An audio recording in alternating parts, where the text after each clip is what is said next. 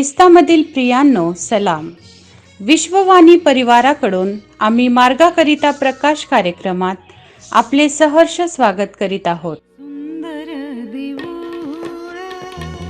हृदय हे माझे, सुंदर देऊळ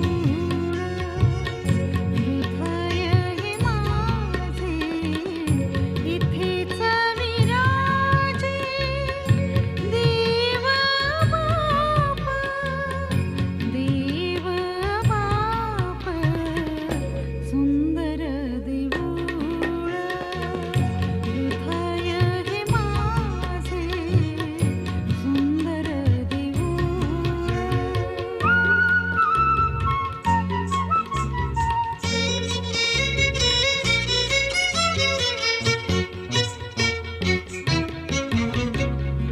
समक्षता त्याची राखी शुद्ध झाला, समक्षता त्याची राखी शुद्ध झाला, सदा शुद्धाला दूर ठेवी, दूर ठेवी, सुंदर देऊळ हृदय हे माझे, सुंदर देऊळ.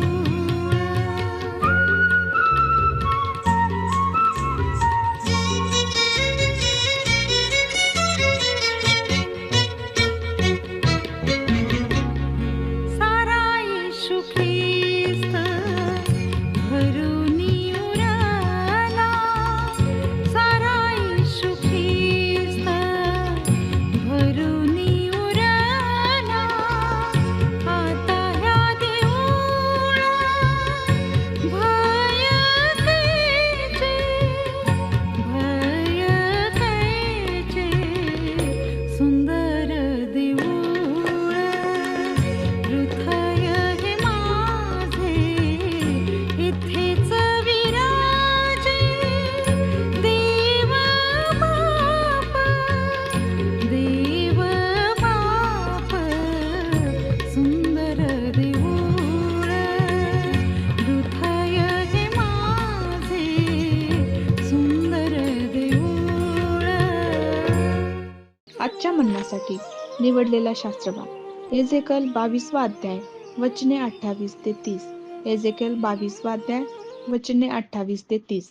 तिचे संदेश ते कच्चा चुना त्यांच्याकरिता वापरतात. मिथ्या दृष्टांत पाहून ते त्यास खोटे शकून सांगतात व परमेश्वर बोलला नसतानाही प्रभू परमेश्वर म्हणतो असे ते बोलतात. देशातील लोक बलात्कार व चोरी करतात. ते दुर्बल व दरिद्री यास चिरडून टाकतात आणि परदेशीयांवर अन्याय व जुलूम करतात. मी भूमीचा नाश करू नये म्हणून तिच्यातला कोणी तट बांधील, कोणी मजसमोर देशासाठी तटाच्या खिंडीत उभा राहील की काय, याची मी वाट पाहिली, पण मला कोणी आढळला नाही. देवा वाचलेले वचन आपणा सर्वांसाठी आशीर्वादित करो. विश्ववाणीच्या आमच्या सर्व श्रोत्यांना प्रभू येशू ख्रिस्ताच्या मधुर नावामध्ये सप्रेम सलाम. प्रियांनो, जे वचन आम्हाला यहेजकेलच्या पुस्तकामधून आज आम्हाला जे वाचायला मिळालेलं आहे, आम्ही या पुस्तकामध्ये पाहत असताना विशेष प्रकारे यहेजकेल संदेशचा जो आहे याच्याबद्दल जर आम्ही पाहिलं तर परमेश्वराने इस्रायलच्या विरोधात जे कार्य तो करणार होता त्या संदर्भामध्ये यहेजकेलला हे सांगण्यात आलेलं आहे.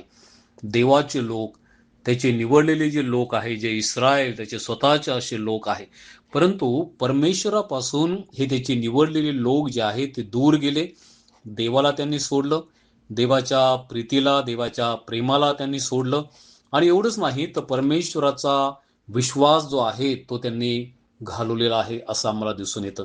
आणि म्हणून परमेश्वर आपल्याच लोकांच्या विरोधात जो तो उभा राहिलेला आहे, इस्रायलला शिक्षा करण्यासाठी त्याच्या मनामध्ये त्यांनी ठाम निश्चय जे केलेला आहे, त्याबद्दल आम्ही पाहतो की या पुस्तकामध्ये परमेश्वर यहेजकेलच्या द्वारे एक महत्वाची गोष्ट तो सांगत आहे. एक प्रकारची जी कळकळ आहे आपल्या लोकांसाठी की कोणीतरी या ठिकाणी उभा राहील का या लोकांच्या विरोधात, की जो माझ्याकडे त्या लोकांच्या संदर्भामध्ये तो एक मध्यस्थी करील. आपल्या लोकांसाठी तो रडेल, आपल्या लोकांपर्यंत तो जाईल. आणि म्हणून देवाचं वचन या ठिकाणी सांगतं की मी भूमीचा नाश करू नये म्हणून तिच्यातला कोणी तड बांधील. या ठिकाणी सांगितलं की कोणी मध्यस्थीसाठी उभा राहील काय, तो तड बांधण्यासाठी उभा राहील काय.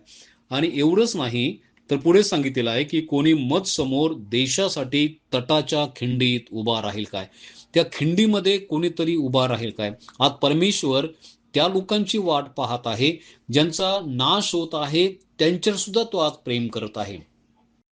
कोणाचाही नाश होणार नाही या ठिकाणी आम्ही पाहतो की परमेश्वर यासाठी ती तरतूद करत आहे. परंतु इस्रायलने केलेल्या पापाच्या मुळे ज्या गोष्टी त्या ठिकाणी सांगितल्या गेलेल्या आहेत की त्यांचा नाश होईल, परंतु प्रभू तरी सुद्धा त्यांच्यावर प्रीती आणि प्रेमच करते की कोणीतरी उभा राहील त्यांच्यासाठी मध्यस्थी करायला, कोणीतरी गुडघ्यावरती उभा राहून प्रार्थना करेल की परमेश्वरा या लोकांचा तू नाश करू नये. आणि म्हणून आम्ही अनेक संदेश आम्ही पाहतो, अनेक देवाचे लोक पाहतो की ज्यांनी मोठ्या मध्यस्थी केलेला आहे. आज आम्ही पाहतो की या उपवास समयामध्ये आम्ही असताना आम्ही एक महत्वाची गोष्ट आम्ही पाहत आहोत आणि ती म्हणजे की प्रभू येशू ख्रिस्त आज मध्यस्थी म्हणून आम्हासाठी या ठिकाणी उभा आहे. आज आम्ही सुद्धा पाहतो की अनेक लोक बहकलेले आहेत, विश्वासणारे देवापासून दूर गेलेले आहे, देवाचे सेवक देवापासून दूर गेलेले आहे.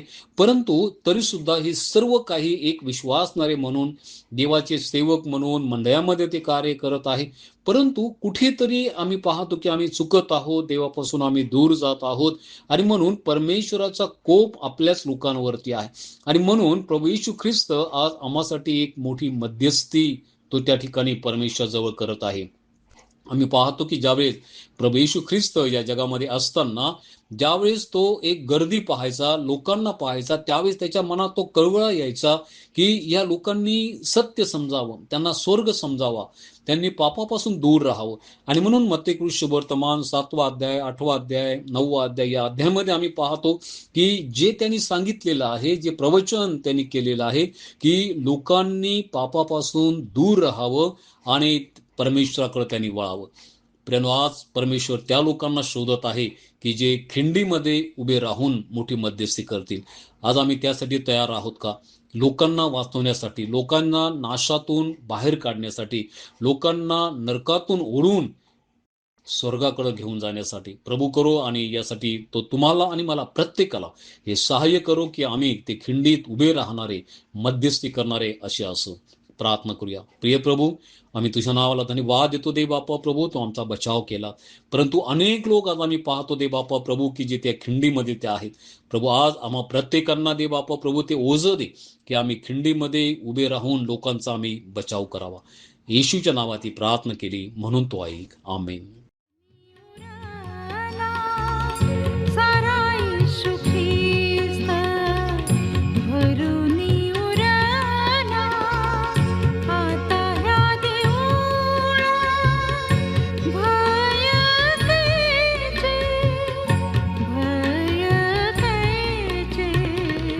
सुंदर देऊळ हृदय हे माझे इथेच विराजे, देव बाप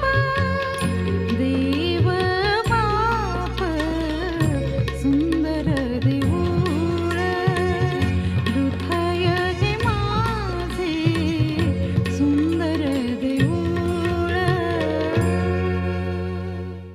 त्याप्रमाणे तुमचा प्रकाश लोकांसमोर असा पडू द्या की त्यांनी तुमची सत्कर्मे पाहून तुमच्या स्वर्गातील पित्याचे गौरव करावे. आपल्या प्रार्थना विनंत्या कोणत्याही वेळेस विश्ववाणी प्रार्थना केंद्राला टोल फ्री नंबरद्वारे कळवू शकता.